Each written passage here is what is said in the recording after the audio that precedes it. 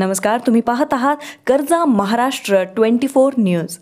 Video आवडल्यास like, share आणि subscribe करायला विसरू नका।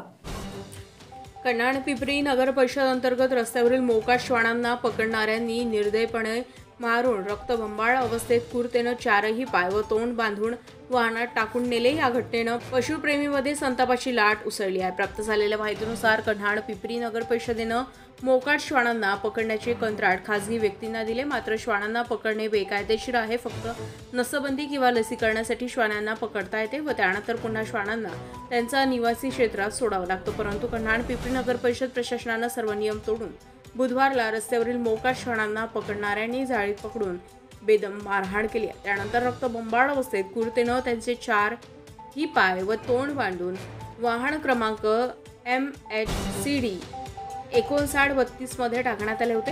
या पशुक्रूरता प्रकरणात सामील असलेल्या लोकांनी श्वानांना जिवंत मारले की सोडले याबाबतची माहिती RD बहुउद्देशीय संस्थेला मिळाली नाही। सदर घटनेचा व्हिडिओ व्हायरल झाल्यानं RD बहुउद्देशीय संस्थेच्या पदाधिकाऱ्यांनी व सदस्यांनी घटनास्थळी पोहोचून संपूर्ण घटनेची माहिती घेऊन कन्हाण पोलीस स्टेशनला तक्रार केल्यानं पोलिसांनी आरोपी, कंत्राट घेणारा कंत्राटदार व वाहन चालक याच्या विरुद्ध गुन्हा दाखल केला। त्याचा महाराष्ट्र 24 न्यूज करिता ऋषभ बावनकर, कन्हाण।